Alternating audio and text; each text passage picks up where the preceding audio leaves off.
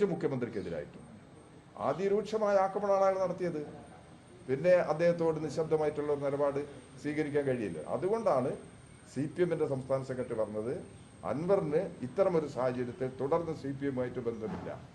ഇത് നമ്മൾ വ്യക്തമാക്കി കഴിഞ്ഞിട്ടുണ്ട്. അപ്പോൾ അൻവർ ഇങ്ങനെ ഒരു നിലപാടായിട്ട് ബന്ധപ്പെട്ട് അങ്ങനെ പോകട്ടെ, അത് CPM-നെ ബാധിക്കുന്നില്ല. CPM അത് അത്ര വലിയ ഗൗരവമുള്ള വിഷയമായിട്ട് കാണുന്നില്ല. CPM-ന്റെ സംഘടനാ പ്രവർത്തനവും രാഷ്ട്രീയ നിലപാടുമായിട്ട് മുമ്പോട്ട് പോകും. അതിന്റെ അപ്പുറത്തുള്ള കാര്യങ്ങളൊന്നുമില്ല. അവരോട് ചോദിക്കും, കടന്നൽ രാജാക്കളോട് ചോദിക്കും. അതൊന്നും CPM-ന്റെ മേലെ കെട്ടി വെക്കണ്ട. അത്ര ചില അഭിപ്രായങ്ങൾ പറയുന്നത് അത് ഒരു പാർട്ടിയിലും പെടാത്തവരും പാർട്ടിയിൽ പെടുന്നവരൊക്കെ ഉണ്ടായേക്കാം. ഇയാള് കേസിന്റെ കാര്യത്തിൽ കേസ് പെടുത്തിരിക്കുന്നത് ഒരു നിയമവിരുദ്ധമായിട്ടുള്ള ഒരു നിലപാടിനാണ്.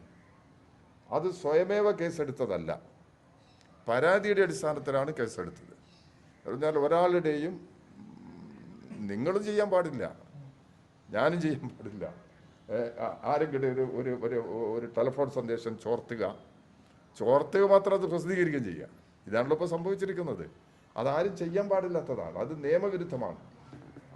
അത് സംബന്ധിച്ചുള്ള പരാതി ഗവൺമെന്റിൽ വന്നു. ആ പരാതിയുടെ അടിസ്ഥാനത്തിലാണ് ഇപ്പോൾ കേസെടുക്കുന്ന നടപടി സ്വീകരിച്ചത്.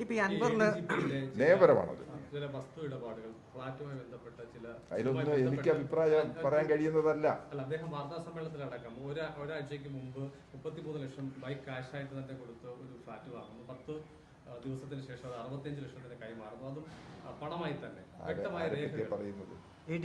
അത് പരിശോധിക്കാൻ വേണ്ടി വിജിലൻസിനെ ചുമതലപ്പെടുത്തിയിട്ടുണ്ടല്ലോ. 6 മാസം അവിടെ എത്ര കാലാവധി കഴിഞ്ഞാലും പരിശോധന നടത്തി റിപ്പോർട്ട് വരട്ടെ. ഒരാളെ പറ്റി കുറ്റം പറഞ്ഞു കഴിഞ്ഞാൽ അയാൾ കുറ്റവാളിയാവുന്നില്ല. അയാൾ കുറ്റവാളി എന്നുള്ള നിലയ്ക്ക് സമീപിക്കാൻ പാടില്ലല്ലോ. ഒരു മനുഷ്യനല്ലേ, ആരായാലും ഏതൊരു മനുഷ്യനും മാനുഷികമായിട്ടുള്ള അവകാശമല്ലേ. അപ്പോൾ ആ നിലയ്ക്ക് അദ്ദേഹത്തിനെതിരെ ആരോപണം വന്നതിൻ്റെ അടിസ്ഥാനത്തിൽ അത് അന്വേഷിക്കാൻ ചുമതലപ്പെടുത്തിയിട്ടുണ്ട്. ഗവൺമെൻറ് ഏകപക്ഷീയമായി തീരുമാനമൊന്നും എടുത്തിട്ടില്ല. അന്വേഷണം നടത്തി റിപ്പോർട്ട് വരട്ടെ. അന്വേഷണം നടത്തി റിപ്പോർട്ട് വന്നു കഴിഞ്ഞാൽ അദ്ദേഹം ഏതെങ്കിലും തരത്തിൽ കുറ്റം ചെയ്തിട്ടുണ്ടെങ്കിൽ ഒരു ദാക്ഷിണ്യവും അതിന്റെ മേലെ ഉണ്ടാവില്ല. അതാണ് നിലപാട്. CM-ഉം ഒപ്പം തന്നെ പാർട്ടി സംസ്ഥാന സെക്രട്ടറി കൊടുത്ത മറുപടി അത് സോഫ്റ്റ് ആണെന്ന് തോന്നുന്നു. എങ്ങനെ സോഫ്റ്റ്? ഒരു പ്രശ്നം ഉന്നയിച്ചാൽ അതിനല്ലേ മറുപടി കൊടുക്കുക. പ്രശ്നം ഉന്നയിച്ചാൽ അതിനല്ലേ മറുപടി കൊടുക്കുക. ഈ പരാതിക്ക് ഒരു റിട്ടേൺ ഒരു മറുപടി ഒന്നും കൊടുത്തിട്ടില്ല. അൻവറുമായിട്ട് സംസാരിക്കുകയാണ് ചെയ്തിട്ടുള്ളത്. പാർട്ടിയുടെ മുമ്പിലുള്ളത് പാർട്ടി പരിശോധിച്ച ഒരു നടപടിയിലേക്കൊന്നും പോയിട്ടില്ലല്ലോ. പാർട്ടി സംസ്ഥാന സെക്രട്ടറി തന്നെ സ്ഥലത്തുണ്ടായിരുന്നില്ല. അദ്ദേഹം വന്നതിന് ശേഷം ഈ കാര്യങ്ങളെല്ലാം നോക്കുന്നത്. അതിനിടയിൽ അൻവർ പാർട്ടിക്കെതിരായിട്ട് ശക്തമായ നിലപാടെടുത്ത് കഴിഞ്ഞാൽ അതിന്റെ പരിശോധനയ്ക്കാണോ പിന്നെ സമയം? അപ്പൊ ആ നിലപാടാണ് പാർട്ടി എടുത്തത്. അൻവർ എപ്പോഴും പറഞ്ഞത് മുഖ്യമന്ത്രി വാപ്പയെ പോലെയാണ് മനസ്സുകൊണ്ടെന്ന് പറഞ്ഞു. അപ്പൊ ഈ കുടുംബത്തിൽ കലഹം ഉണ്ടാകാൻ കാരണം ആശയപരമാണോ ആമാശയപരമാണോ? അത് നിങ്ങൾ തീരുമാനിക്കും. അൻവർ ബാപ്പയെ പോലെയാണെങ്കിൽ ഒരു കുടുംബത്തിൽ പല പ്രയാസം ഉണ്ടാവും. അപ്പം ബാപ്പേനെ ആരെയും കുത്തിക്കൊല്ലല്ലോ, അച്ഛനെ കുത്തിക്കൊല്ലുകയാണെങ്കിലും ഒരു കുടുംബ വഴക്കുണ്ടായ അതാണ് ഇതിന്റെ പ്രശ്നം. അത് നിങ്ങൾ അൻവറോട് ചോദിച്ചാൽ മതി.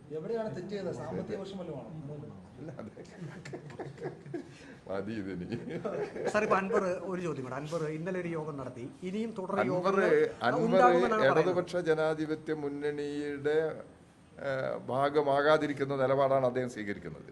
CPM-ന്റെ പാർലമെന്ററി പാർട്ടി യോഗത്തിൽ വിളിച്ചാലും പോയില്ല എന്ന് അദ്ദേഹം പറഞ്ഞു കഴിഞ്ഞിട്ടുണ്ട്. ഇനിയിപ്പം ഇദ്ദേഹത്തിന്റെ നിലപാട് അദ്ദേഹം തുടരുന്നുള്ളത് ഞാനെങ്ങനെയാ പറയാൻ? അൻവറിന്റെ കാര്യമായതുകൊണ്ട് തീരെ പറയാൻ കഴിയില്ല. അപ്പോൾ അൻവർ പാർട്ടി കൊടുത്തൊരു നിർദ്ദേശത്തിനും അനുസരിച്ചുള്ള നിലപാടെടുത്തിട്ടില്ല. അപ്പോൾ അൻവറിന് തുടരുമല്ലോ എന്നുള്ളത് അദ്ദേഹം തന്നെയാണ് തീരുമാനിക്കേണ്ടത്. അദ്ദേഹം ആരെയുടെയോ ഏതോ ശത്രുക്കളുടെ കയ്യിൽ കളിക്കുകയാണ്. അങ്ങനെയുള്ള ഒരു സംഘത്തിന്